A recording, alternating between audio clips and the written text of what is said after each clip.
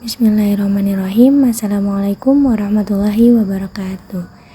Di sini saya akan menjelaskan tentang syumuliyah yang saya dapatkan dari buku Khosois Al-Amalil Islam yang dikarang oleh Yusuf Al-Qaradawi, tetapi sudah diterjemahkan oleh Rofi Munawar dan Tajuddin, sehingga judul buku tersebut ialah Islam Kajian Analitik.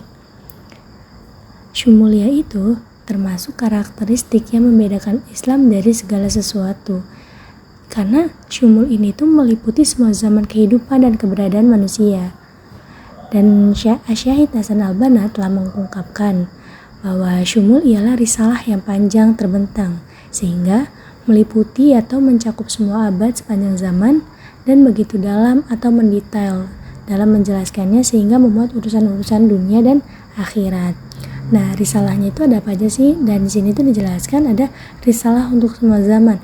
Risalah semua zaman itu jadi risalah Islam adalah risalah untuk semua zaman dan generasi, bukan risalah yang terbatas oleh masa tertentu. Sebagaimana risalah Nabi sebelum Nabi Muhammad itu, jadi Nabi-Nabi sebelum Muhammad itu kan udah diutus dan pada zaman yang terbatas, sehingga bila sudah berakhir periode maka Allah pun mengutus Nabi lain.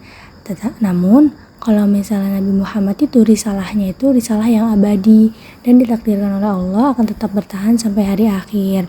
Terus ada lagi risalah bagi seluruh alam semesta. Jadi Islam ini tuh risalah yang syumul atau universal yang berbicara kepada seluruh umat, suku, bangsa, dan semua status sosial, bukan untuk daerah tertentu atau kelas tertentu. Tapi Islam itu benar-benar merupakan hidayat Rabb bagi manusia, rahmat bagi seluruh hambanya. Kemudian ada lagi risalah bagi totalitas manusia, yaitu jadi Islamnya itu adalah risalah bagi manusia dalam kapasitasnya sebagai insan yang kamil atau sempurna. Jadi Islam itu bukan saja sebagai risalah bagi akal manusia tanpa ruhnya, atau bukan untuk ruhnya tanpa jasadnya, tetapi Islam benar-benar sebagai risalah bagi manusia secara total, ruh, akal, fisik, kemauan, insting maupun naluri, karena tujuan sasarannya dan jalannya itu satu. Dan inilah yang telah ditetapkan Islam. Islam menjadikan tujuan manusia yaitu Allah dan sasarannya adalah akhirat.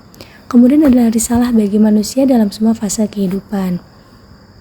Risalah Islam ini adalah hidayat Allah yang senantiasa menyertai manusia kemanapun menghadap dan berjalan dalam perkembangan hidupnya.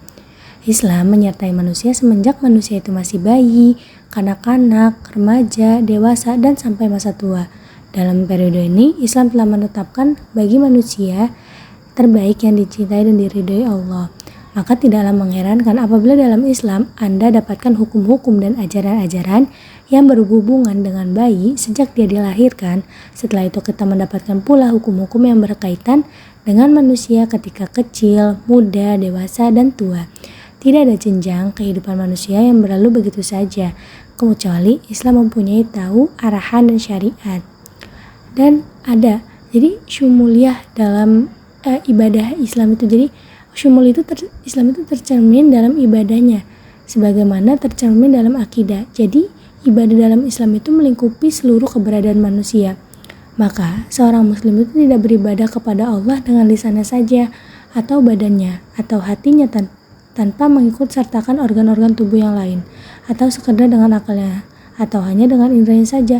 Akan tetapi ia itu beribadah kepada Allah dengan semua tubuhnya, seperti berzikir dalam hati, juga dengan mulutnya, dan beribadah juga dengan badannya, serta mengingat-ingat Allah juga dengan tubuhnya juga.